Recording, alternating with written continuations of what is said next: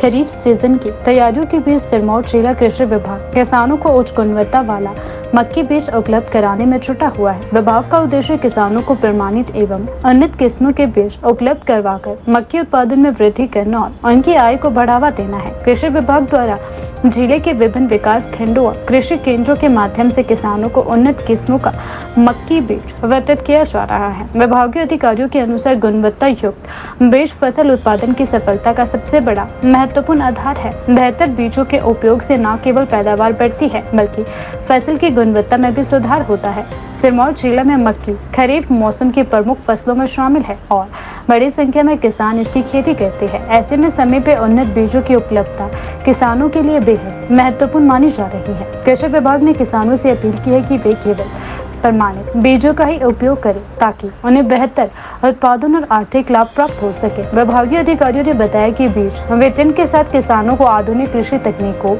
उर्वरक प्रबंधन, फसल सुरक्षा, वैज्ञानिक खेती के बारे में भी जानकारी दी जा रही है। किसानों को कृषि विशेषज्ञ के माध्यम से प्रशिक्षण और तकनीकी मार्गदर्शन भी उपलब्ध करवाया जा रहा है। कृषि विशेषज्ञ का मानना है कि गुणवत्ता युक्त बीजों के उपयोग से रोग एवं कीट प्रकोप की संभावना कम होती है तथा फसल की उत्पादकता में उल्लेखनीय वृद्धि होती है।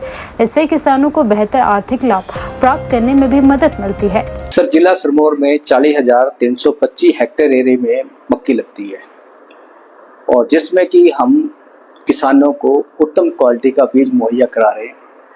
हमारे सभी ब्लॉकों में, सभी सेल सेंटरों में मक्की का बीज उपलब्ध है।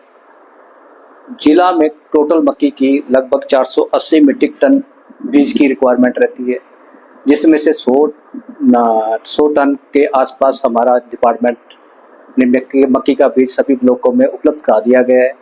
खूब जोरों शोरों से किसान उत्साह के साथ खरीद रहे हैं और बाकी कुछ लोग जहां पे हमारे सेल सेंटर नहीं है वहां हमने लोगों को सीड लाइसेंस इशू कराए गए हैं, जो लगभग 160 के आसपास जिला सिरमौर में है। लोग उनसे भी अपने लिए तरह तरह के बीज खरीद रहे हैं। इसके अलावा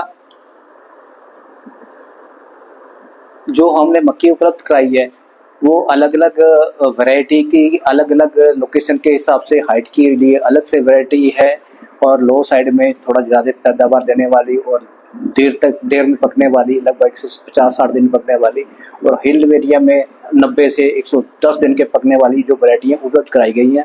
जिसमें से हमारे पास कुछ मुख्य चुनिंदा varieties B52 gold, Beas gold, ASC 2337, PCS 3322 gold, bio 9220, KH 115 0805, B52 super, PG 2285, PG 2120, करण 607, सांबा गोल्ड, सुमो 292, KH 2194 आदि अच्छी जो हाइब्रिड वैरायटीज हैं जिसको लोग लगाते हैं उनको मुहैया कराया गया है।